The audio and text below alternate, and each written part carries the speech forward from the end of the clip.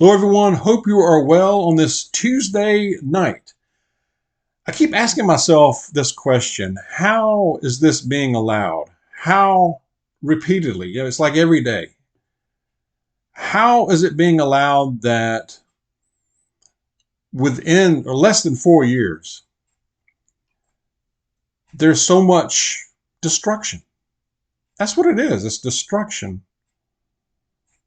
on multiple levels. I'll go into an example or two of it here, just as a reminder. I do have a good verse to share towards the end of this, so do stay tuned. If you like this video, hit the like button. It helps us out. And if you haven't done so yet, do consider subscribing to the channel. That does help us out, and we do appreciate it greatly. I read this article earlier today. It was talking about how the current administration in the United States is slashing American energy as prices just keep rising. So they're restricting oil and gas development after a settlement, after caving to these eco groups, these special interest groups. At the same time, they're doing this at the same time that we have continued inflation with prices rising at the pump, as well as all in all the stores as well. So, in time after time, we're seeing an example of this to where they're hurting, they're doing all they can. It's like it's on purpose. It is on purpose to hurt the folks every which way they can, and then turn around and say they're helping us. I mean, what? Really? I mean, they're issuing new restrictions on oil and gas companies operating in the Gulf of Mexico. Now, this is an effort. They're saying this is an effort to protect a whale species. All the while, there's a total lack of evidence to support this.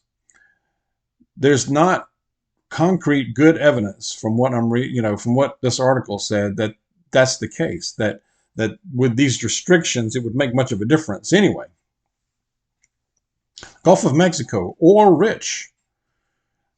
We have the resources within our territories in the United States, North America. Less than 4 years ago, we were energy independent, folks. Think about that. Think about that. We were not dependent on any foreign source. It was a boom of sorts, wasn't it? This removes 11 million acres of potentially oil-rich leases from upcoming federal lease sale. And this is another thought. It's like this, when you just look at the big picture, is past time that the adults in the room step in and take over for the children who are just making a mess of things. To put it mildly, to put it in a PG frame. This, of course, is going to further increase the cost of oil and gas, which has a domino effect on everything else. It just pushes the price up and passed along to us, of course. That's a continuing theme, isn't it? Over and over again. Almost every day you hear about something like this. You can't make this stuff up. You cannot make it up. I mean, really. It couldn't be scripted any different. I don't. It's hard for me to describe. Don't have the words at times. I struggle with that. I mean, they're saying that this solely targets oil and gas traffic while refraining from restrictions, while refraining from restricting vessel traffic related to other industries. So it's just going after oil and gas. I mean, where are the Republicans? Where are they? I mean, these things just keep happening, and there's nobody sticking up for us, the folks, the people, we the people. Where are they? Who's looking out for us? Who's looking out for you? We have to look out for ourselves. It would be nice if somebody in one of these offices would actually genuinely want to look after us, the people. And that's the way it's supposed to work, right? We, the people. But that's not the way it works. It worked for a while in this nation, for a while, to where, and I watched this video a while back. I think it was Victor. I'm not saying his name, but Victor David Hanson, a smart guy. He's talking about how the middle class is just hated. I believe it. I used to not believe that, but I firmly believe it now. But with the evidence, especially nowadays, but how the middle class is hated by, especially the top, the elites.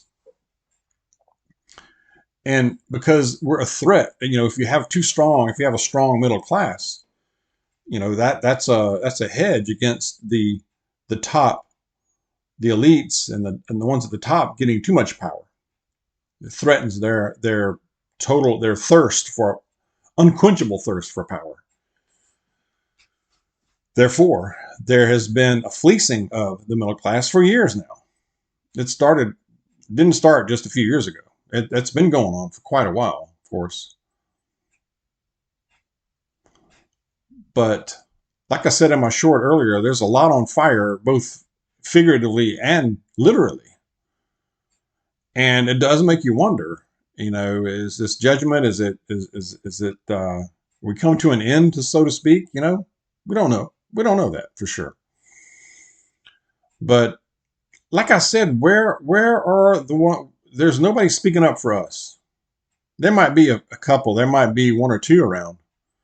Every now and then you hear something from one of them that sounds like they're for us. And that's nice. But it just doesn't go anywhere. And all these hearings they have when they're hauling in these vermin that run these agencies, and they grill them and they ask them the tough questions, that's all nice. It's nice. It makes for good little sound bites and good little, short videos or whatever. But whatever happens, nothing ever comes of it. There's no consequences. Nobody's even getting fired. Nobody's going to jail. Nobody, there's no consequences. It's like, okay, next. Nothing's going to happen with this. I mean, I can remember before with other, back in the day, or with other administrations, somebody got fired. Like, okay, that cabinet member's out. That defense secretary, whatever, did a screw up or something. They're gone. Okay, bring in another one. Okay, we got somebody, because somebody better around me. It don't happen now. It's like they're telling them what to do. I mean, who's in charge? Who's running the ship? Not adults, that's for sure. And they don't have common sense, and they're just not wise. It's so frustrating. I know it's like, dog, you keep complaining, but it's just frustrating. I know y'all feel it too, I'm sure. So yet another thing that will make things cost more for you and I, for us.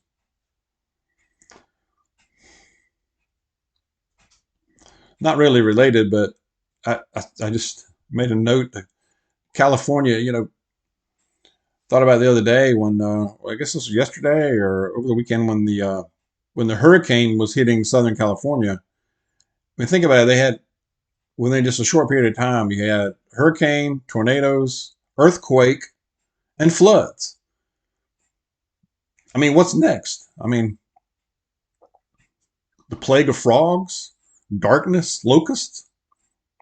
I mean, is it judgment? Could be. Could be coming. Share your thoughts on that one. That should be interesting. But I saw this article on, I think it was Fox News, the website today. But anyway, I have a good verse I will share.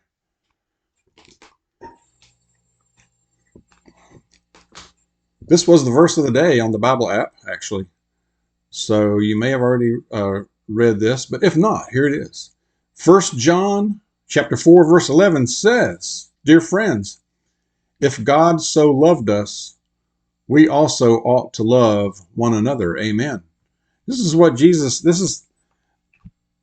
is what he had talked about, is that love one another. It's what we are commanded to do, what we're called to do. It's not always easy as it sounds, right? I mean, but that's what we are supposed to do. Even those even our enemies, even those who may persecute us, we're supposed to pray for them, and we should, as difficult as it is, and we should do it. We can't do that on our own, right? We can't do that on our own. We can only do it through Jesus. We can only do it with his power, and we should do it because he did that, and he set the example, and he is love. Amen. So again, share your thoughts. Let's stay safe out there, and let's just be aware, extra aware when we're going through our day. Let's be healthy, live healthy as we can with this stuff floating around, all this junk floating around us as well. So again, be safe. God bless you. See you soon.